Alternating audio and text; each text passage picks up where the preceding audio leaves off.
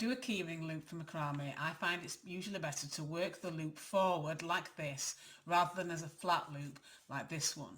This method means that the keyring pattern faces forward when attached to the ring rather than sideways like this one would do.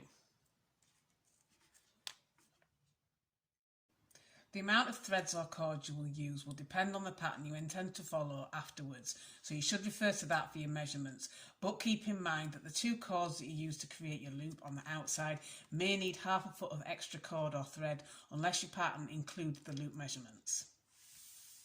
I'm going to create this loop using square knots, and how many you do depends on how big you want the loop to be, so that's down to your personal preference. To get started, you want to take the 2 outside cords and work these over the cords in the centre using square knots.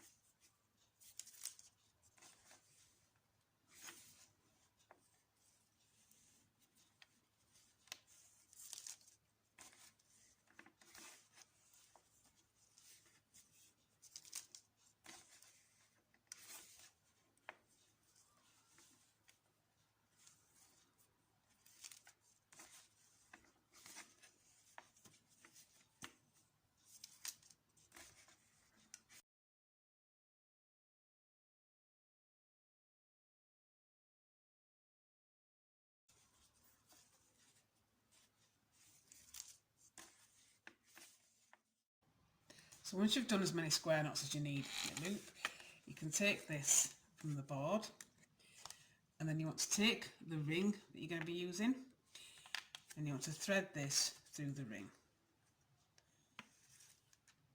Obviously you can add the ring afterwards if you prefer, but I just find it easier to add it before. And then you want to fold it forwards like this. So instead of doing what you'd normally do and doing it sideways in a horseshoe, you want to do it like that. And then once you've done that, you can arrange your cords back on the board in the order that you need for whatever pattern you're going to follow.